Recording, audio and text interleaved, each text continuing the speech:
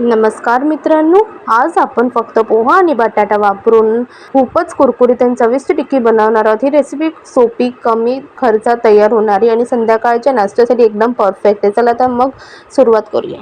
तर मी इथे 1 वाटी पोहा घेतल्याने स्वच्छ पाण्याने धुते मी 2दा-3दा। स्वच्छ पाण्याने धुतले, आता ह्यात थोडंसं पाणी घालून ठेवते आणि 10 मिनिटं असंच ठेवते, हे ॲब्झॉर्ब होईल पूर्णपणे। 10 मिनिटं झाली आहे, पूर्ण पाणी ॲब्झॉर्ब करून घेतले। आता मी पोहे हे एका ताटामध्ये काढून ठेवते। आता मी यात उकडलेले बटाटे घालते आणि चांगले मॅश करून घेते। बटाटे आणि पोहे चांगले मिक्स करून घेते। हे बघा, चांगलं मिक्स करून झालंय। तर मी घातले बारीक चिरलेला कांदा, बारीक चिरलेली मिरची, कोथिंबीर घालते आणि ह्यात घालते 1 चमचा काश्मीरी लाल पावडर, चिमूटभर हळद, 2 चमचे जिरे घालते, 1 चमचा बडीशेप घालते आणि लिंबू पिळून घालते।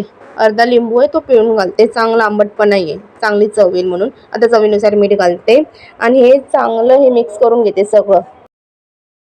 हे बघा, डो झाला चांगला। आता ह्यात घालायचं कॉर्नफ्लोअर घालते 2 चमचे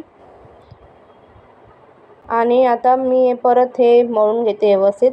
हे बघा, मळून झालंय। आता मी शेप द्यायला घेते। आता हे बघा, सगळ्यात पहिला मी आधी तेल लावते आणि मग त्यानंतर आता चांगलं प्रॉपर शेप देते। तुम्ही कुठलाही शेप देऊ शकता, मी गोल शेप देते। हे बघा, असं गोल गोल गोल गोल करायचं आणि जरा हे करायचं, दाबायचं। हे बघा, असं काढून ठेवायचं आणि सगळे असेच मी भरून घेते।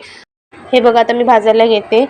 2 घातले पहिला आणि आहे ना, ह्यामध्ये पोहा आणि बटाटा आहे ना, म्हणून लगेच भाजून होतं। स्लो फ्लेमवरती भाजायचं, ह्याला चिटकू द्यायचं नाही, हे लगेच चिटकतं। पण कंटिन्युअसली ढवळत बसायचं, 1 सेकंडही असं राहायचं नाही, नाहीतर चिटकणार। आणि तुम्ही हे नाश्त्यासाठी बनवू शकता, संध्याकाळी, सकाळी तुम्ही लहान पोरांना कोणालाही देऊ शकता। कोण पाहुणे आलं तर तुम्ही त्यांनाही देऊ शकता, त्यांना ही रेसिपी नक्की आवडेल। तुम्ही हे गोड चटणी, तिखट चटणी किंवा सॉस सोबत खाऊ शकतात, खूप छान लागेल, मस्त आहे। आणि असं छान छान रेसिपीज बघण्यासाठी सानियाज किचनला लाईक, शेअर, सबस्क्राईब करा, इतरांनाही शेअर करा ही रेसिपी। चला भेटू पुढच्या रेसिपीला, बाय।